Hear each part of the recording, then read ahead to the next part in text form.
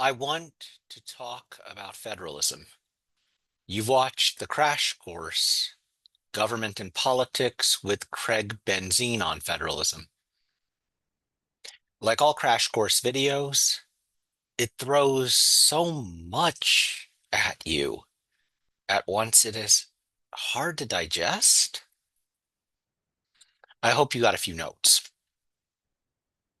What I'm going to try to do for the next few minutes is give you some things to think about while amending some of Craig's points of emphasis. My argument is that political scientists may use the topic of federalism to dodge some really critical issues in American life. It is easier to talk about power in the abstract, or what the budget is, or who spends what, rather than deal with how cruel and arbitrary the government can sometimes be. So, the first thing to know about federalism is this: there's the state government and the federal government, and they both have power. Yes, there are more layers of government than this. There's city government. Think Odessa and how the water is terrible because the city government refuses to fix the pipes. And there's county government. Think West Odessa, where there is no city government, but Ector County's authority still matters. City and county aren't really what we're going to talk about today.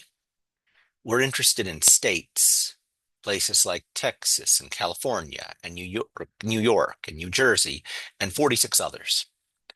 And there's a lot on the line.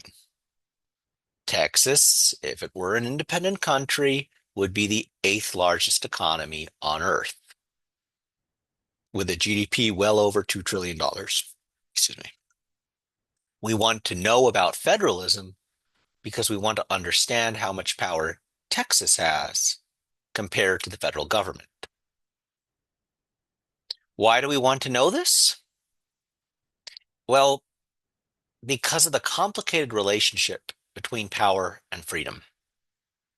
Federalism is an old solution to a perennial problem. If you were a small city-state like Athens in ancient Greece, how could you possibly expect to stay free against a giant empire like the Persians? I don't want to sit here and tell you that Athens was completely innocent and non-imperial, but they had less power than Persia, and the question is how a city can defend itself against an empire. The answer is some sort of federation. If you can get various city-states, for example, to unite, you can exert the power of an empire while keeping the cities within the federation relatively independent. Federalism shows in ancient political practice and finds its way to modern political theory. Jefferson, the author of the Declaration of Independence, calls Virginia my country. Because we're in Texas, we can relate. Early America is playing with the idea that states have extremely distinct and unique politics, cultures, and religions. The states would be more like Utah and Texas as opposed to Delaware and Pennsylvania. More like France and Italy, to be honest. Distinct nations united by a federal government. You can see that this is a completely different conception than the one we use today. We think of freedom as centered on individual rights. You, as an individual, have free speech, First Amendment, a right to own a gun, Second Amendment, rights to due process, 14th Amendment, trial by jury, 7th Amendment. But another era in American political thinking was focused on the freedom to make a state whatever you wanted it to be. We would consider paying taxes to a church a violation of the First Amendment and our rights concerning religion. But Connecticut residents paid taxes until 1818 to support the Congregationalist Church. Massachusetts didn't separate church and state until 1833. What we need to emphasize is that individual rights and the power to make a state a certain way can be in dramatic tension. This is not something which Craig's crash course video does a great job of illustrating. I want you to think about the video you just watched through the lens of dealing with slavery and establishing civil rights. Notice how severe the tension between individual rights and what states want to do can be. Historically, the states have been horrific violators of rights, and the federal government has had to intervene to make sure U.S. citizens are treated fairly and with dignity. States have been horrific violators of rights because they have incredible amounts of power. They have police powers, which is exactly what it sounds like. I'd like you to note the graphic that was on the video when Craig discussed police powers. Look at the powers of the states under dual federalism. Property laws, inheritance, commercial laws, banking laws, corporate laws, insurance, morality, public health, education, criminal laws, land use, elections, local government. Does that look like a small amount of power to you? Power over morality and crime belongs to the states? For this reason, while we technically do not use the term dual federalism anymore, I want you to know it. It is of enormous consequence.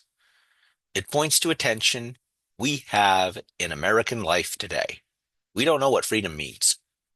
We flip between it meaning individual rights and the rights of the states, or in other words, the right to build a culture or legacy we want. We're inconsistent because our constitutional heritage is inconsistent. Note to the substitute, this is a good place to stop the video for a few minutes and discuss what you think about federalism or how you teach the concept.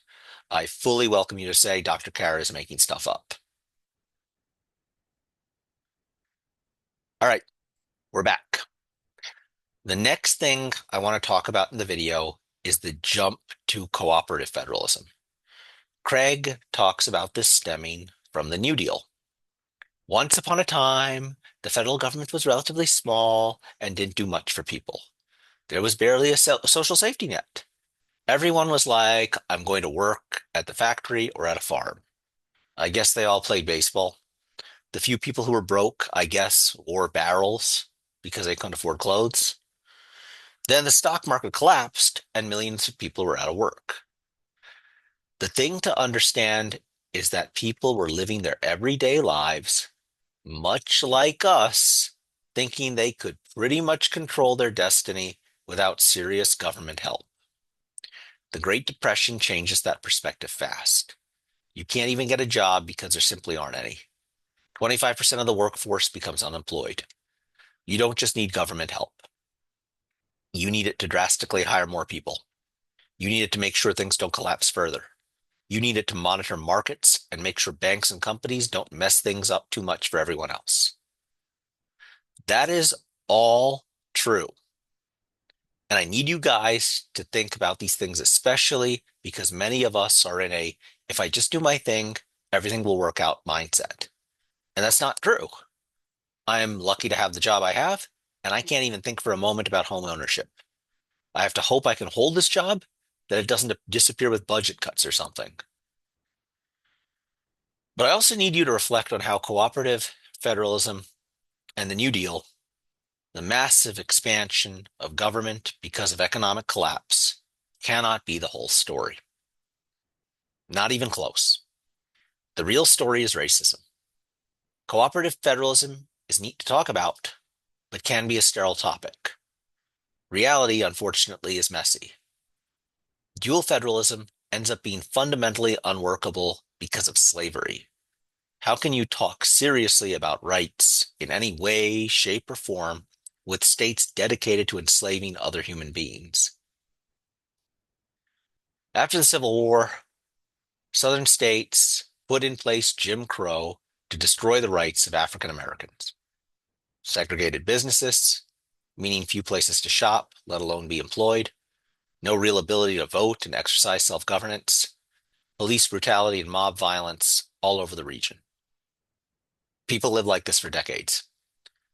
The Civil Rights Act of 1964, outlawing segregation and racial discrimination in employment, is found constitutional by the Supreme Court via the Commerce Clause. Yes, it is true, as Craig says, that the Commerce Clause helps New Deal era legislation.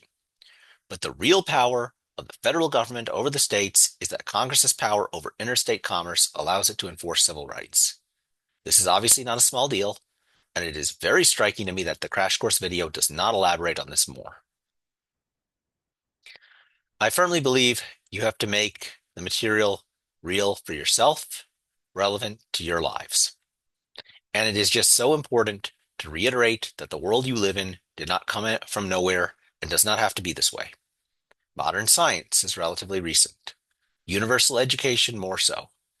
And in the case of desegregated schools, Odessa desegregated in 1982. Brown versus Board, the case that ordered schools to desegregate, was a 1954 decision. I can't really emphasize enough that anything you see around us is the product of some very complicated processes. Nothing is simple. Nothing can be taken for granted. With that in mind, there are two more things I'd like you to note from the Federalism video. First, grants and aid. This is a classic example of language hiding what's really at stake. Grants and aid are not really optional. The states depend heavily on federal grants and aid to make sure people get food and health care. Something like 30% of a given state's budget is grants and aid. If people in a state are talking about seceding, leaving the United States, it is worth asking who will pay the benefits those in poverty need. Second, block grants, which in my experience are ripe for corruptions. Congress gives money and lets states do what they want for a purpose they specify, but may not follow up on. So in Georgia, what the state was doing was kicking needing mothers off of welfare so they could use the funds Congress specified for those mothers elsewhere. In sum, federalism really is the question of freedom. We've got two conflicting ideas about what freedom means. Is freedom about individual rights, or building a state culture a certain way? Obviously, the latter entailed inhuman behavior, with people showing no respect whatsoever for the rights and dignity of others. But that idea of freedom is still operative in how the federal and state governments relate. And as you guys are thinking about what has to change, maybe being clearer about individual rights translating into dignity and genuine opportunities has to be a priority.